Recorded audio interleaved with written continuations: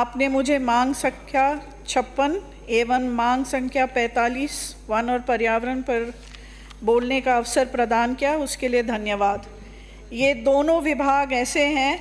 जो एक तरफ हम चाहते हैं कि हम उद्योग को बढ़ावा दें, पर साथ ही हम कैसे हमारे पर्यावरण को संभालें और सुरक्षित रखें, ये एक बहुत ही मुश्किल काम होता है। परंतु अगर हम इसका ध्यान नहीं दें तो ना तो ढंग से हमारे उद्योग का बढ़ावा होगा और ना ही हम अपने पर्यावरण को सुरक्षित रख पाएंगे। मैं सर्वप्रथम माननीय मुख्यमंत्री जी ने जिस तन्मयता से राइजिंग राजस्थान का सफल आयोजन किया, उसकी तारीफ करती हूँ और उनको बहुत बहुत धन्यवाद देती हूँ। Rising Rajasthan global investment summit के अंतर्गत माननीय मुख्यमंत्री जी भदन लाल जी और उनकी सरकार के आमंत्रित पे उद्योगपतियों ने हमारे सरकार के प्रति विश्वास प्रकट किया और उसी विश्वास के आधार पर 35 लाख करोड़ की राशि के उससे भी अधिक के MOU साइन करे हैं। ये वाकई काबिले तारीफ़ है और मैं उनको बहुत बहुत धन्यवाद करती हूँ। मैं मुख्यमंत्री जी को भी धन्यवाद इस बात पे देना चाहती हूँ क्योंकि उन्होंने बजट में मेरे विधानसभा क्षेत्र गोपालपुरा में एक नए औद्योगिक क्षेत्र का घोषणा करा है, उसके लिए धन्यवाद देती हूँ। और साथ ही जो बजट में उन्होंने 2 लॉजिस्टिक पार्क की घोषणा करी है, मैं मांग रखती हूँ कि उनमें से एक लॉजिस्टिक पार्क मेरी विधानसभा लाडपुरा में दी जाए, क्योंकि जो हमारी जो विधानसभा है वो दिल्ली मुंबई एक्सप्रेसवे में आता है, तो कनेक्टिविटी हमारे यहाँ बहुत बढ़िया है और आने वाले समय में एयरपोर्ट भी जल्द चालू हो जाएगा, तो हर तरफ से ये क्षेत्र लॉजिस्टिक पार्क के लिए बिल्कुल ही परफेक्ट होगा। ये जो गोल्डन अपॉर्चुनिटी हमें मिल रहा है एक्सप्रेसवे की वजह से जो जल्द चालू हो जाएगा, इसमें मैं कहना चाहती हूँ कि पहले कोटा को औद्योगिक नगरी के नाम से पहचाना जाता था। आज़ादी के बाद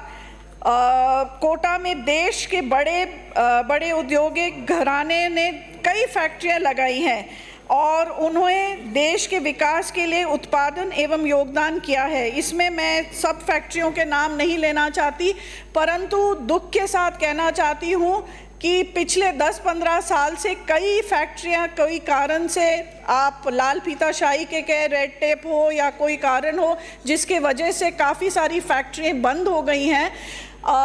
मैं मांग करती हूँ कि अब जब हमारी कनेक्टिविटी और इंफ्रास्ट्रक्चर और बेहतर हो गई है तो हम ऐसे सिस्टम्स प्लेस में डालें कि उद्योगपतियों को इतना मुश्किल नहीं हो और इतने रेड टेप का सामना नहीं करके वो आसानी से अपने उद्योग यहाँ स्थापित कर सके। कोटा की एक और पहचान होती है कोटा स्टोन से, कोटा कचौरी से, कोटा साड़ी से और कोटा कोचिंग से। मैं मांग करती हूँ कि जो कोटा स्टोन है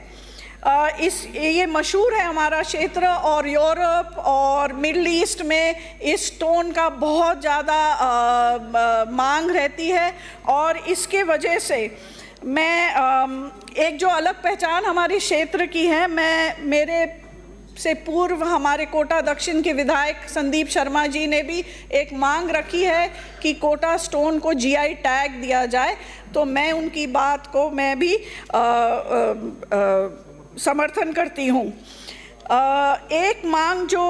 कोटा स्टोन को लेके मैं कहना चाहती हूँ कि बजट घोषणा में कोटा स्टोन को लेके स्टोन मंडी की घोषणा की गई है, परंतु हमारे क्षेत्र में सारे स्टोन के जो व्यवसाय करते हैं उन्होंने ये मांग करी है कि वो स्टोन मंडी के बजाय उनको स्टोन पार्क अगर ये आप चेंज कर दें और ये घोषणा कर दें तो उनको बहुत लाभ मिलेगा, जो कि मंडी से इतना लाभ इनको नहीं मिलेगा। एक समस्या जो ये हमारे क्षेत्र में उद्योगपति कर रहे हैं कि यदि वे स्वयं की भूमि का उपयोग उद्योगों के लिए किया जा रहा है तो रूपांतरण के लिए एकल खिड़की मंजूरी प्रणाली मौजूद होनी चाहिए, जिससे कि क्लियरेंस के लिए अवधि निर्धारित की जाए ताकि उनको घड़ी घड़ी वो चक्कर नहीं लगाना पड़े। और एक जो हमारा जो ये एक्सप्रेसवे तो बन ही रहा है, परंतु एक और मैं मांग करती हूँ, अगर कोटा को सभी आसपास के जो बड़े संभाग हैं उनको 6 लेन के साथ जोड़ा जाए तो मेरे ख्याल से इससे बहुत फ़ायदा मिलेगा कोटा को भी और आसपास के क्षेत्र को भी। बात करना चाहती हूँ अब नदियों के बारे में। तो जो पर्यावरण है और हम उसको ध्यान नहीं रखते हैं, तो मुझे ये बात बहुत दुख के साथ कहना पड़ रहा है कि हम मंजूरी दे देते हैं अलग अलग विकल्प ढूंढ के कि भाई इसमें आप इतना, जैसे कि रिवर फ्रंट में माननीय पूर्व मंत्री जी बोल रहे थे कि एनजीटी का क्लियरेंस क्योंकि इतना ओपन एरिया है और इतना बिल्टअप एरिया है, ये तो सब बहाने होते हैं जब आपको कुछ करना पड़ता है। परंतु हमारा मेन उद्देश्य होना चाहिए कि हम हमारे फ्यूचर जनरेशन्स के लिए कैसे हम हमारे पर्यावरण को संरक्षित रख रहे हैं। और इसके लिए मैं कहना चाहती हूँ कि जो चंबल नदी है इसमें घड़ियाल हैं और मगरमच्छ भी है, और आए दिन जो इलीगल फिशिंग के कारण जो वो ब्लास्टिंग करते हैं तो उससे जो मगरमच्छ भी मरते हैं और दूसरे वन्य जीव को भी नुकसान होता है। तो माननीय मुख्यमंत्री जी और मंत्री जी से मैं निवेदन करना चाहती हूँ कि इसमें थोड़ी सख्त कार्रवाई करी जाए ताकि ये ब्लास्टिंग और इलीगल फिशिंग हमारे क्षेत्र में नहीं हो। साथ ही जो हमारे क्षेत्र में वेटलैंड है या तालाब हैं उनका भी संरक्षण के लिए मैं मांग करती हूँ कि आए दिन जो इंक्रोचमेंट हो रहे हैं और जो आइडेंटिफाइड वेटलैंड्स हैं उनका आप एक मैपिंग करें और देखें कि वाकई में आज की तारीख में वो वेटलैंड है या कितना इंक्रोचमेंट हुआ है, और जो बचे हुए हैं कम से कम उनके लिए तो कोई ऐसा रूल निकालें या कुछ करें कि जो बचा है उसको हम कैसे संरक्षित रखें, जो अतिक्रम हो रहे हैं उनको हटाएं। मैं ये गैस लीक, हमारे यहाँ जो फैक्ट्रीज़ होते हैं उसमें कई बार शिकायत आती है गैस लीक के। मैं हमारे मंत्री जी से आग्रह करना चाहती हूँ कि आप अपने पोल्यूशन को बोर्ड को, जो कंट्रोल बोर्ड है, उनको भी थोड़ा सख्ती से ये बोले कि उन जब भी गैस लीक होता है और आपके बोर्ड पोल्यूशन बोर्ड के लोग जाते हैं वो हमेशा क्लीन चिट देते हैं और कहते हैं कि वहाँ मास हिस्टेरिया हुआ है या नहीं, कोई ऐसी बात नहीं है, जबकि पूरे क्षेत्र के लोग आंख जलने की बात करते हैं। और अभी रिसेंटली 14 बच्चे सब उल्टियां कर रहे हैं और आप कह रहे हैं कि वो मास हिस्टेरिया है। ये पॉसिबल नहीं है। तो पोल्यूशन कंट्रोल बोर्ड को भी आप निर्धारित करें कि वो सख्त से सख्त कार्रवाई करे, ना कि हमेशा इन फैक्ट्रियों को क्लीन चिट दे। मेरे क्षेत्र में फैक्ट्री से जो पानी हमारे नदी में निकलता है वहाँ आप सब ने सुना होगा कि गिरगिट रंग बदलता है, पर कभी नहीं सुना होगा कि मगरमच्छ रंग बदलता है। और मेरे क्षेत्र में उस पानी के वजह से मगरमच्छ भी सफ़ेद हो गए हैं। तो मैं माननीय मंत्री जी से आग्रह करना चाहती हूँ कि आप ये पानी,